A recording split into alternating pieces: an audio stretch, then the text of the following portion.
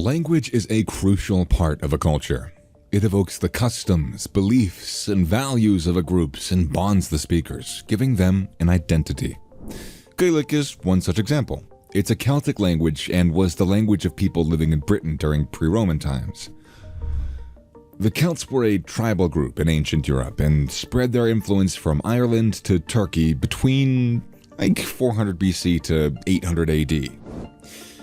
Gaelic was the language adapted by the inhabitants of Ireland and Scotland almost 1,500 years ago, and it's still spoken and recognized today. However, Irish and Scottish Gaelic speakers are concerned that their language might be losing its relevance and is in danger of becoming obsolete. English is the dominant language in both countries, despite Gaelic still being spoken and used, but its use has declined over the past few decades. When a language starts to lose its place and is spoken less and less, the culture is similarly threatened. Many people would argue that each of the world's languages offers a different viewpoint and a unique set of values. While many people in Ireland and Scotland still use Gaelic, these areas are mainly confined to specific outer regions of each country. According to government polls, between 50 to 60,000 Scottish and 60 to 70,000 Irish claim to speak Gaelic. However, speak can be a blurry definition. There's a significant difference between being able to speak a language and using it regularly in everyday life. So, consequently, further studies suggest that only 5% of Irish actually speak Gaelic at home compared to less than 1% in Scotland. So, why the decline? There are several reasons in Ireland. First was the famine of the 1840s. The famine hit rural areas particularly hard, and rural areas had the greatest concentration of Gaelic speakers. Next was the huge rush of emigration as many Irish sought new lives overseas in the late 1800s. Pushed by famine, religious feuds, unemployment, and political instability, Irish people emigrated to the United States and the UK and Australia in a basic mass exodus. Between 1840 and 1870, an estimated 2 million people up and left Ireland for brighter futures. And many of them were Gaelic speakers and were soon to be completely immersed in English. While Scottish didn't go through quite some of the same difficulties as the Irish in the 19th century, their Gaelic language was also being gradually phased out by English. Britain was trading with North America and Australia, and English was the international language of doing business. As in Ireland, Gaelic was still retained as the main language in the rural areas on Scotland's west coast.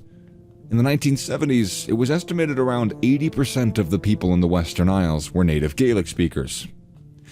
By 2000, that had fallen to 45%, and it continues to decline.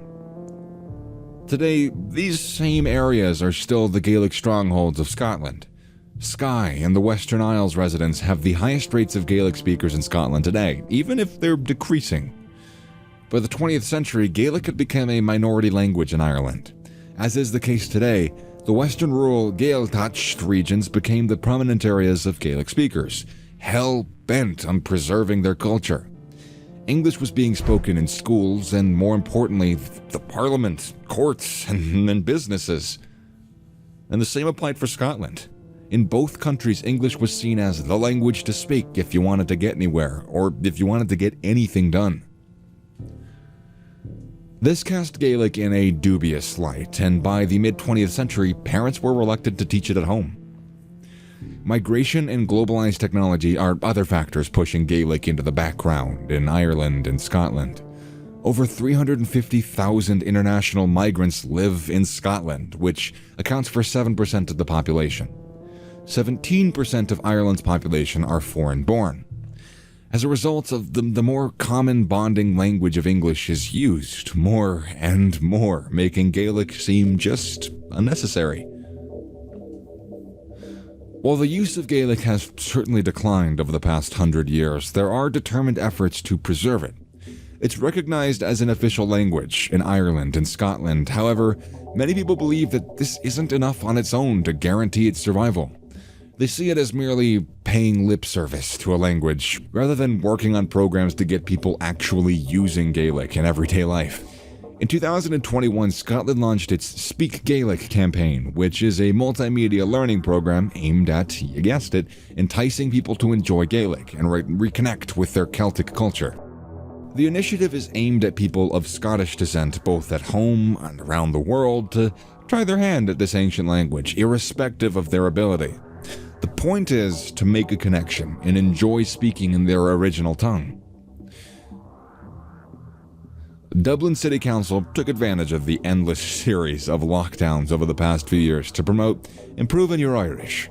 It did this in newspapers and on TV, where people were encouraged to use the lockdown time to brush up on their Gaelic.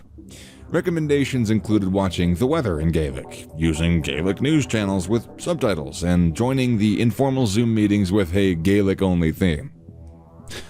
Technology might be the best way to enhance the profiles in Gaelic, in not just Ireland and Scotland, but worldwide, which is especially the case for the critical demographic of younger generations. The massively popular learning language app Duolingo offers Scottish and Irish Gaelic on its platform. Nice.